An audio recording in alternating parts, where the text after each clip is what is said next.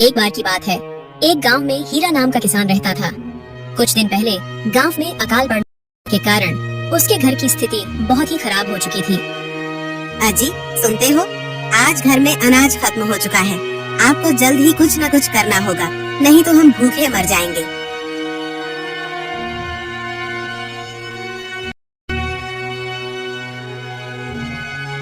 सरला, तुम तो जानती ही हो कि पूरे गांव में अकाल की महामारी फैली हुई है। इसके कारण मुझे गांव में कोई काम नहीं मिल पा रहा है। मैंने काम ढूंढने की कितनी कोशिश की, पर कोई भी काम देने को तैयार ही नहीं है। जी, ये बात तो सही है, पर हम यूं हाथ पर हाथ धरकर नहीं बैठ सकते। हमें कुछ न कुछ करना होगा, नहीं तो हमारा जीना मुश्किल हो जाएगा। हाँ सरला, तुम बिल्कुल सही कह रही हो, पर मुझे तो सच में समझ ही नहीं आ रहा कि मैं आखिर क्या करूं, किस काम में लगूं। अगर आप मेरी बात मानते हैं तो आप एक काम कीजिए, कुछ दिनों के लिए दूसरे गांव चले जाइए। वहां आपको कोई न कोई काम जरूर मिल जाएगा। हाँ सरला, तुम्हारी बात सही है। इस तरह गांव में रहकर समय बर्बाद करने से कोई फायदा नहीं है। इसलिए मैंने ठान लिया है, कल सुबह ही मैं दूसरे गांव की ओर निकल जाऊंगा। शायद वहां मुझे कोई काम मिल जाए।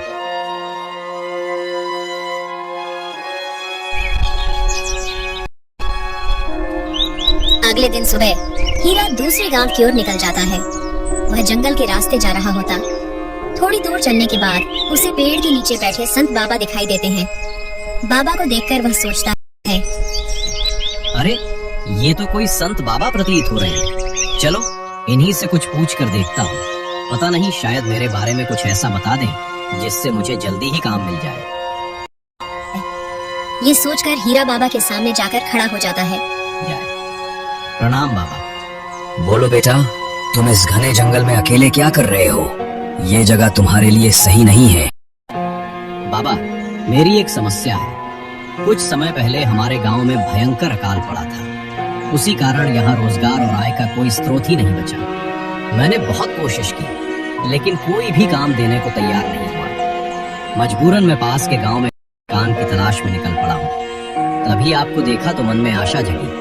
सोचा शायद आपसे कुछ उपाय मिल जाए और मेरी मुश्किल हल हो सके।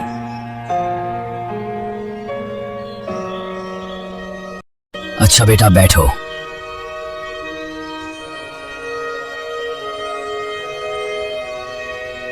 बाबा, मुझे आशीर्वाद दीजिए कि मुझे कोई काम मिले, और जो भी काम मिले उसमें मुझे सफलता प्राप्त हो।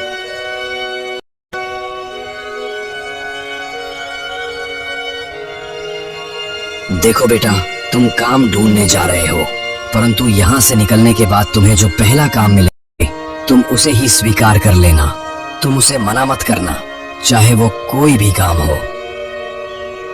ठीक है बाबा, जो आप कहेंगे मैं वैसा ही करूंगा, लेकिन कृपा कर कोई उपाय भी बताइए। और सुनो बेटा, कभी दूसरों की व्यक्तिगत चीजों पर साजिश और छल करके अपना अधिकार मत जताना।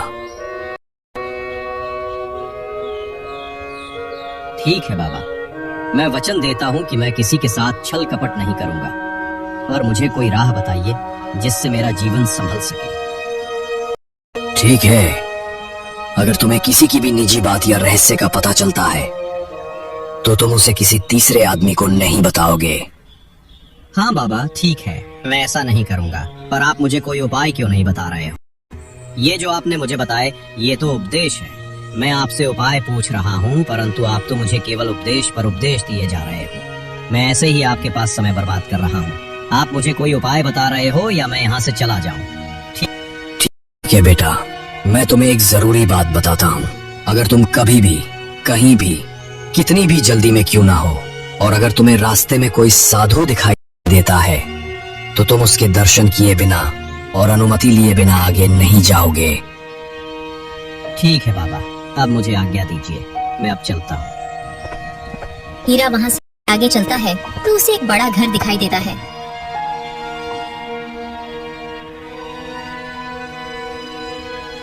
अरे ये बड़ा घर शायद किसी व्यापारी का होगा। क्यों ना मैं इन्हीं से जाकर बात करूं, मुझे कोई ना कोई काम तो जरूर मिल जाएगा। थोड़ी देर बाद वहाँ एक आदमी आता है। अरे भाई, तुम यहाँ के तो नहीं लगते। कौन हो तुम? यहाँ क्या कर रहे हो? भाई, मैं पास के गांव से आया हूँ। काम की तलाश में भटक रहा हूँ। गांव में अकाल के कारण वहाँ कोई काम नहीं मिल पा रहा है। घर में पैसों की बहुत तंगी हो रही है। भाई, आपकी नजर में कोई काम हो तो मुझे दिलवा दीजिए। मैं कोई भी काम कर लूंगा, छोटा हो या बड़ा। मैं आपका उपकार कभी नहीं भूलूंगा। राकेश को यह सारी बातें सुनकर हीरा पर दया आ जाती है। देखो हीरा, काम तो मैं तुम्हें दिलवा दूंगा, पर कुछ दिनों के लिए। बाद में तुम अपना देख लेना, अगर तुम्हें ठीक लगे तो, वरना मैं किसी और को रख लूंगा। हीरा सोच में पड़ जाता है। मुझे तो संत बाबा ने कहा था कि पहला जो कोई काम मिले कर लेना। ऐसा करता हूँ, हाँ कर देता हूँ। अरे भाई, कहाँ खो गए? काम करना है या नहीं? हाँ भाई, मैं करने के लिए तैयार हूँ। वैसे मुझे क्या करना होगा? देखो भाई, मैं कुछ दिनों के लिए अपनी बहन की शादी में जा रहा हूँ। तब तक तुम मेरी जगह पर काम कर सकते हो। तुम यहाँ जितने दिन काम करोगे उतने दिन के पैसे तुम्हें मिल जाएंगे। देखो, हमारे सेठ जी के पास बहुत सी गायें और भैंसे हैं। सेठ जी को इनसे बहुत लगाव है, इसलिए उन्होंने बहुत सारी गायें मंगवा रखी हैं। यहाँ जितने भी आदमी काम करते हैं उनको 3-3 गायें आपस में बांट रखी हैं, ताकि सभी गायों का अच्छे से ख्याल रखा जा सके। मेरे पास 3 गायें हैं। आज से तुम उनका ख्याल रखोगे। ठीक है भाई, मैं कर लूंगा। मैं सेठ जी से तुम्हारे काम के बारे में बात करूंगा। और हाँ, याद रहे कि ठीक से काम नहीं किया तो सेठ जी तुम्हें कुछ नहीं कहेंगे। तुम्हारे साथ साथ मुझे भी काम से निकाल देंगे। तुम चिंता मत करो भाई, तुम निश्चिंत होकर जाओ। मैं यहाँ बहुत अच्छे से काम करूंगा और कोई शिकायत का मौका भी नहीं दूंगा।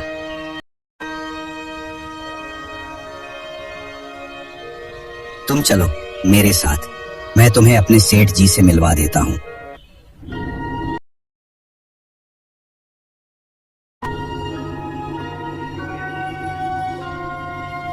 सेठ जी, ये हीरा है। आज से ये मेरी जगह काम करेगा। आपने कहा था कि मेरी जगह कोई और काम पर आ जाएगा तो मैं छुट्टी पर जा पाऊंगा। अगर आपकी आज्ञा हो तो मैं छुट्टी पर जा सकता हूँ। अगर तुम्हें ये भरोसेमंद आदमी लगता है, ये तुम्हारी जगह काम कर सकता है। लेकिन अगर इससे कोई भी गड़बड़ हुई, अगर इसने मेरी गायों का ख्याल अच्छे से नहीं रखा, तो याद रखना, मैं इसकी सजा इसे नहीं बल्कि तुम्हें दूंगा, क्योंकि इसे तुम ही लाए थे। नहीं सेठ जी, कोई भी गड़बड़ नहीं होगी। मैं इसे अच्छे से काम समझा दूंगा। आप मुझ पर भरोसा कीजिए। ठीक है, तुम जा सकते हो। देखो हीरा, मैं इन 3 गायों की देखभाल किया करता था।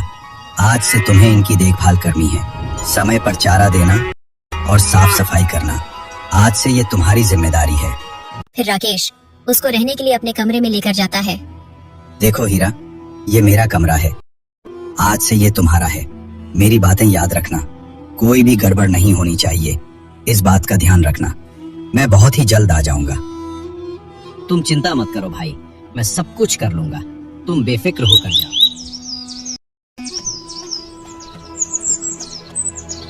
अगले दिन सुबह राकेश वहाँ से चला जाता है और हीरा अपने काम में लग जाता है। वह गायों को तालाब में जाकर नहला कर लाता है और वापस आकर उनकी साफ सफाई करता है। हीरा दिन भर का सारा काम निपटा लेता है।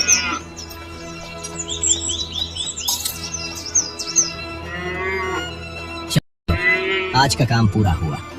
एक काम करता हूँ, यहाँ जो लोग काम करते हैं थोड़ी देर जाकर उनके पास बैठता हूँ। उनके साथ थोड़ी जान पहचान होगी तो मेरे लिए अच्छा रहेगा। वैसे भी राकेश आते ही मुझे काम से निकाल देगा, क्योंकि मैं उसकी जगह काम कर रहा हूँ। राकेश के आने से पहले मुझे उनके साथ जान पहचान बनानी होगी, तभी मैं यहाँ काम कर पाऊंगा।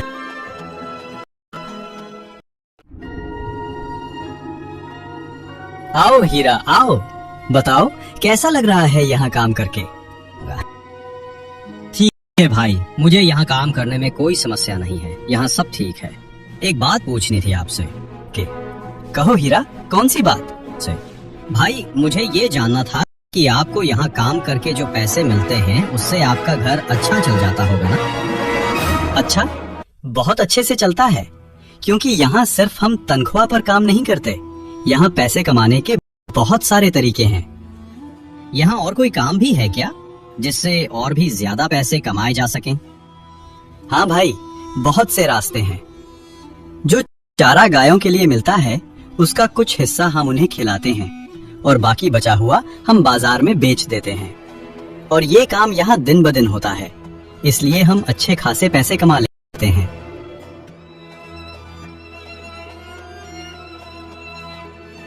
लेकिन भाई ये तो गलत है। आप गायों को भूखा रखते हो और उनके हिस्से का चारा बेच देते हो। ये सरासर गलत है। आपको ऐसा नहीं करना चाहिए। अगर किसी दिन सेठ जी को पता चल गया तो वो आपके बारे में क्या सोचेंगे? उन्होंने तो कितने भरोसे के साथ गायों का काम हमें सौंपा है। अरे यार, तुम यहाँ ज्यादा ज्ञान मत दो। और हाँ, ज्ञान से पेट नहीं भरता, उसके लिए पैसा कमाना पड़ता है। अगर तुम सिर्फ सत्यवान बनकर रहोगे तो भूखे मर जाओगे। मैं तो तुम्हें यही कह रहा हूँ कि तुम भी यही काम करो और पैसे कमाओ। वैसे राकेश भी यहाँ यही किया करता था।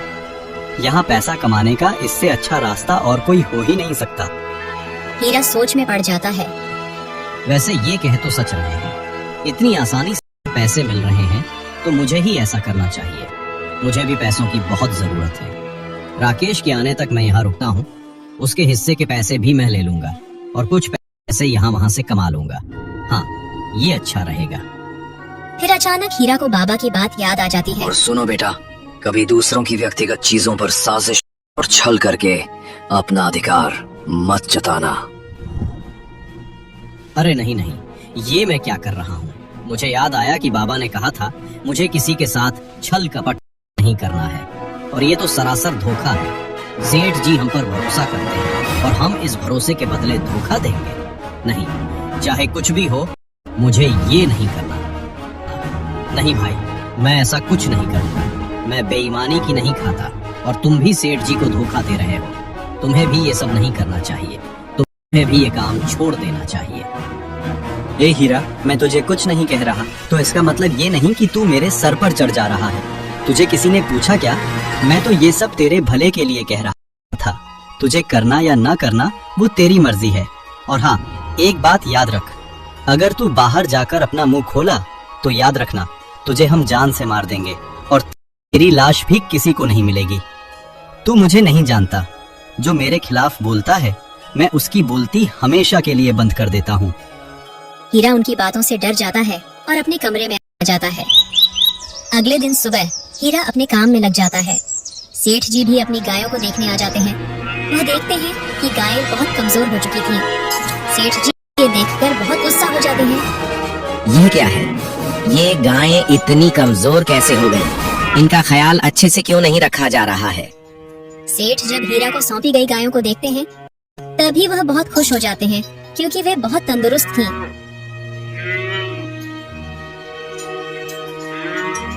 ये गायें हीरा को सौंपी गई थीं, बहुत ही तंदुरुस्त हैं। हीरा को बुलाओ, मैं अभी उससे मिलना चाहता हूँ।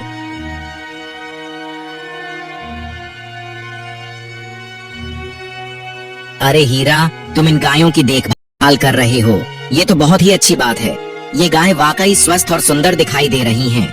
मैं तुम्हारे काम से बेहद खुश हूँ। तुम इनकी देखभाल अच्छे से कर रहे हो, लेकिन मुझे एक बात समझ नहीं आ रही है। तुम्हें सौंपी गई गायों को वही चारा दिया जा रहा है और बाकी गायों को भी वही दिया जा रहा है, परंतु वह इतनी कमजोर कैसे पड़ गईं? सेठ जी, मुझे इस सवाल का जवाब मालूम है, परंतु मैं इसका जवाब तभी दूंगा जब हमारे काम करने वाले साथी यहाँ मौजूद होंगे। हाँ सेठ जी। फिर सेठ जी अपने यहाँ काम करने वाले नौकरों को बुलाते हैं। तब हीरा सेठ जी को सारी सच्चाई बता देता है कि किस तरह राकेश और उसके साथी मिलकर चारों तरफ हेरा फेरी करते हैं। ये सुनकर सेठ जी बहुत गुस्सा हो जाते हैं। हीरा, तुम सच कह रहे हो? हाँ सेठ जी। धोखा, इतना बड़ा धोखा! तुम सब धोखेबाज हो। मैंने तुम लोगों पर इतना भरोसा किया, अपनी गायों को तुम्हें सौंपी और मुझे लगा कि तुम लोग इनकी अच्छी तरह देखभाल करोगे। इसलिए मैंने एक आदमी को 3 गायें दी ताकि तुम उनका अच्छे से ख्याल रख सको और तुम्हें कोई तकलीफ ना हो। लेकिन तुम लोगों ने क्या किया? तुम्हारी इतनी हिम्मत कैसे हुई? तुम लोगों ने मेरी प्रिय गायों के साथ ऐसा सलूक किया। मैं तुम्हें इसका सबक जरूर दूंगा। सेठ जी, हमें माफ कर दीजिए, हमसे भूल हो गई। हम भटक गए थे। हम आज के बाद किसी के साथ ऐसा अन्याय नहीं करेंगे। हम कसम खाते हैं कि हमें माफ आकर दीजिए। इस बार हम पूरी ईमानदारी से अपना काम करेंगे और आपको शिकायत का मौका भी नहीं देंगे। हमें माफ कर दीजिए। हीरा को उन पर दया आ जाती है। सेठ जी, इनको माफ कर दीजिए। गलती तो सबसे होती है, परंतु ये लोग अपनी गलती से शर्मिंदा हैं। ये लोग आइंदा ऐसा कुछ नहीं करेंगे। मुझे लगता है इन्हें इनकी गलती का एहसास हो गया है। ठीक है हीरा, मैं तुम्हारे कहने पर ही इन्हें माफ कर रहा हूँ। आज के बाद तुम ही इन सब का निरीक्षण करोगे। सारी गैयों को अच्छे से खाना मिला है या नहीं, यह जिम्मेदारी मैं तुम्हें सौंपता हूँ। जी सेठ जी, आपका बहुत बहुत धन्यवाद। मैं इनका पूरा ध्यान रखूंगा।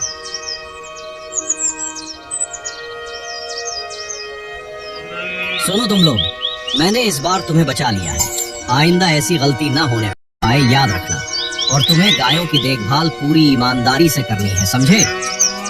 उस दिन के बाद सभी लोग अपना अपना काम बहुत ही ईमानदारी से करते हैं। ये देखकर सेठ जी बहुत खुश हो जाते हैं। कुछ दिन ऐसे ही बीत जाते हैं। फिर राकेश वापस आ जाता है। अरे राकेश, तेरी गैर मौजूदगी में हीरा ने हमारा कच्चा चिट्ठा खोल दिया। उसने सेठ जी को सारी सच्चाई बता दी। हम जो चारा बेचकर पैसा कमाया करते थे, अब वो भी बंद हो गया। सेठ जी ने हमें जान से मारने की धमकी दी है। अब हीरा हमारा निरीक्षक बन चुका है। अब वो हमारा सेठ बन चुका है। वो हम पर निगरानी भी करने लगा है। तुम कुछ करो राकेश, उसे कैसे भी करके यहाँ से निकलवाओ। तुम चिंता मत करो, मैं कुछ करता हूँ। इस हीरा की मदद मुझे नहीं करनी चाहिए थी। मैंने इस पर तरस खाकर बहुत बड़ी गलती कर दी। मैंने इसे अपनी जगह काम पर रख लिया। अब वो मुझ पर राज करेगा। हरगिज नहीं, मैं ऐसा कभी नहीं होने दूंगा। उसकी इतनी हिम्मत कि मेरी जगह लेने की कोशिश कर रहा है। तुम चिंता मत करो, मैं आ गया हूँ। इस हीरा को सबक सिखा कर रहूंगा।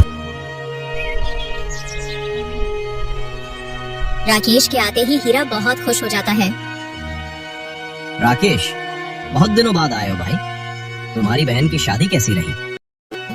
लेकिन राकेश को मन ही मन बहुत गुस्सा आता है। हाँ हाँ, अच्छी रही शादी। राकेश, तुम यहाँ नहीं थे तो तुम्हें पता है यहाँ क्या क्या हुआ? हीरा राकेश को सारी सच्चाई बता देता है। राकेश को ये सारी बातें पहले ही पता चल चुकी होती हैं। राकेश मन ही मन बहुत गुस्सा हो रहा होता है। उसे हीरा से बहुत जलन होने लगती है। थोड़ी देर बाद बारिश शुरू हो जाती है। फिर अचानक तेज बारिश आ जाती है। हीरा को गायों की चिंता होने लगती है।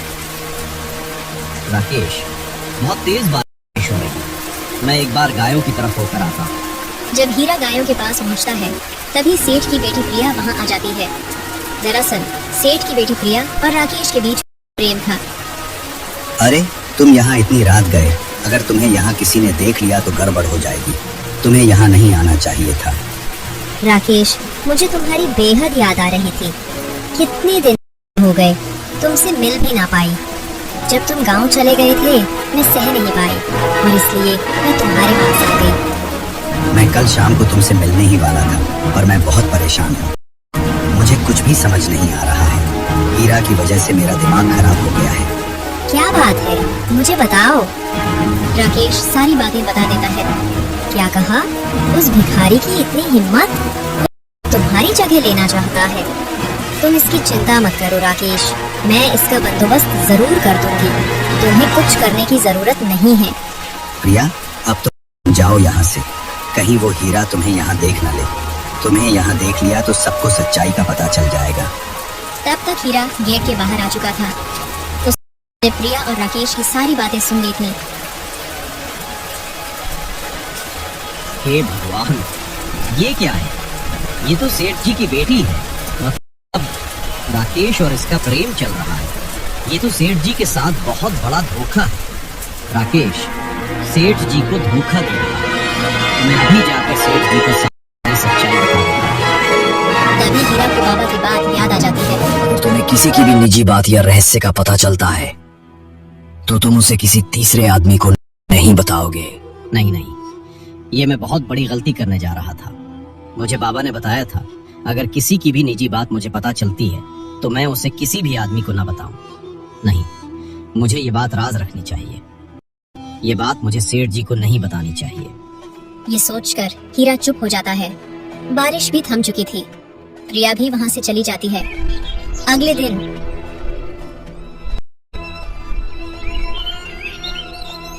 पिताजी, मुझे आपसे बहुत जरूरी बात करनी है। बोलो बेटी, तुम इतना घबराई हुई क्यों हो?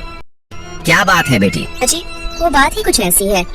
दरअसल बात ये है कि जिसको अपने अपनी गायों की रखवाली के लिए रखा है, वो मुझे गंदी नजरों से देखता है। उस हीरा की इतनी हिम्मत! मैंने उसे ईमानदार समझा, पर वह तो गद्दार निकला। उसकी इतनी हिम्मत कि वह मेरी बेटी पर नजर रखता है। मैं उसे छोड़ने वाला नहीं हूँ। तुम चिंता मत करो बेटी, मैं इसे सही सबक सिखाऊंगा। अगले दिन सुबह सेठ कहिए सेठ जी, कैसे याद किया? सुनो सुखिया, तुम्हें एक बहुत जरूरी काम करना है। उसके बदले मैं तुम्हें जितने चाहिए उतने पैसे दूंगा। कल सुबह मैं तुम्हारे पास एक आदमी भेजूंगा।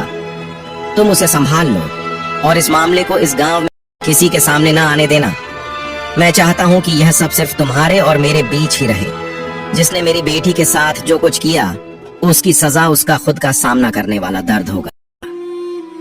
सेठ जी, आप चिंता मत कीजिए, काम हो जाएगा।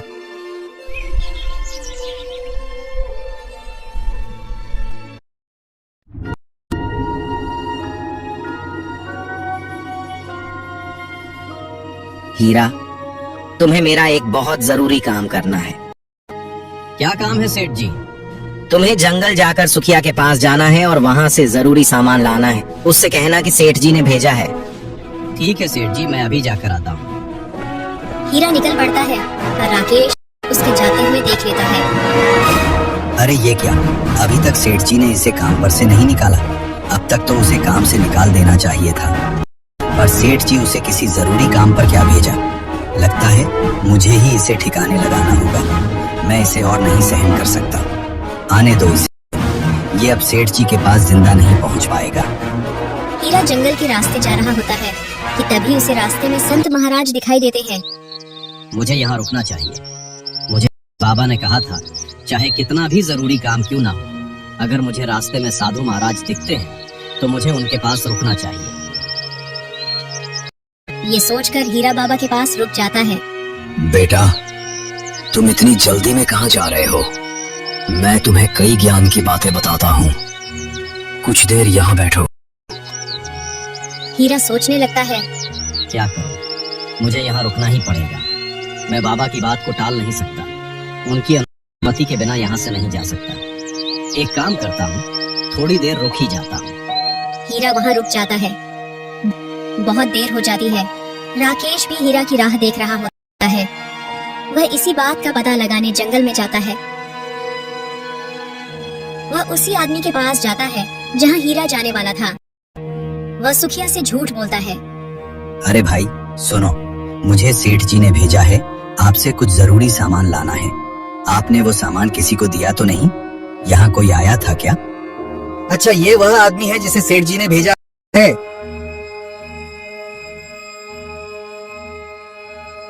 बाबा, मुझे आपके पास बैठकर बहुत अच्छा लगा। अब मुझे आज्ञा दीजिए, मुझे जरूरी काम से जाना है। हीरा बाबा से आज्ञा लेकर आगे बढ़ता है कि तभी उसे रास्ते में राकेश का शव दिखाई देता है। इसे देखकर हीरा के पैरों तले जमीन खिसक जाती है। उसके हाथ कांपने लगते हैं। वह जल्दी से सेठ जी के पास जाता है। हीरा को जिंदा देखकर सेठ जी आश्चर्य हो जाते हैं। अरे, ये कैसे बच गया? सेठ जी, गजब हो गया। वो राकेश। सेठ जी, राकेश, क्या हुआ राकेश को? सेठ जी, मैं जंगल के रास्ते जा रहा था, तभी मुझे रास्ते में राकेश का शव पड़ा हुआ मिला। सेठ जी, मुझे कुछ समझ नहीं आया, इसलिए मैं सीधे आपके पास आ गया। इतना कहकर हीरा अपने कमरे में चला जाता है। ये कैसे हो गया? मुझे लगता है कि हीरा की जगह राकेश जंगल में सुखिया के पास चला गया होगा और वहाँ कुछ गलत फहमी हो गई। मेरी इस भूल की वजह से एक निर्दोष की मुश्किल बढ़ गई। मेरे कारण इतना बड़ा हादसा हो गया और यह सोचकर मेरा दिल फट रहा है। सेठ जी की सारी बातें प्रिया वहाँ खड़ी सुन लेती है और रोने लगती है। तुम्हें क्या हो गया बेटी? अब तुम क्यों रो रही हो? पिताजी, रो नहीं तो और क्या करूं? राकेश ही मेरे लिए सब कुछ था। अब मैं जीना नहीं चाहती। इससे अच्छा तो मेरा मर जाना ही बेहतर है। ये तुम क्या कह रही हो प्रिया? तुम होश में तो हो? हाँ पिताजी, मैं राकेश से प्रेम करती थी। वो भी मुझसे बहुत प्रेम करता था। मैं उसके बिना जिंदा नहीं रह सकती। अब मेरे जीवन में कुछ नहीं बचा। मेरा तो सब कुछ चला गया। ये तुम क्या बक रही हो? तुमने जो हीरा के बारे में बताया वो क्या था? सच सच बताओ। प्रिया सेठ जी को सारी सच्चाई बता देती है। ये भी बता देती है कि हीरा निर्दोष है, उसने कुछ नहीं किया। कुछ देर बाद प्रिया अपने कमरे में चली जाती है। थोड़ी देर बाद वह आत्महत्या कर लेती है। ये देखकर सेठ पूरी तरह से टूट जाते हैं। हीरा, मुझे माफ कर दो। मुझसे बहुत बड़ी गलती हो गई। मैंने तुम्हारे साथ बहुत बड़ा अपराध करने की कोशिश की। भगवान ने मुझे इसी बात की सजा दी है। मैंने अपनी इकलौती बेटी को भी खो दिया और पत्नी को भी। अब मेरे जीवन में कुछ भी नहीं बचा। अब ये धन दौलत मेरे किसी काम की नहीं है। मैं आज से बल्कि अभी से अपना घर जमीन जायदाद सब तुम्हारे नाम करता हूँ। तुम ही इसके असली हकदार हो। दोस्तों, हमें उम्मीद है कि आपको ये कहानी पसंद आई होगी। इस कहानी से हमें ये सीख मिलती है कि जीवन में चाहे कितनी भी मुश्किलें आए, हमें सच्चाई और ईमानदारी का साथ कभी नहीं छोड़ना चाहिए। अगर आपको ये वीडियो अच्छी लगी हो तो इसे लाइक और शेयर जरूर करें। और हाँ, हमारे चैनल को सब्सक्राइब करना ना भूलें ताकि आपको ऐसी और प्रेरणादायक कहानियाँ मिलती रहें। धन्यवाद।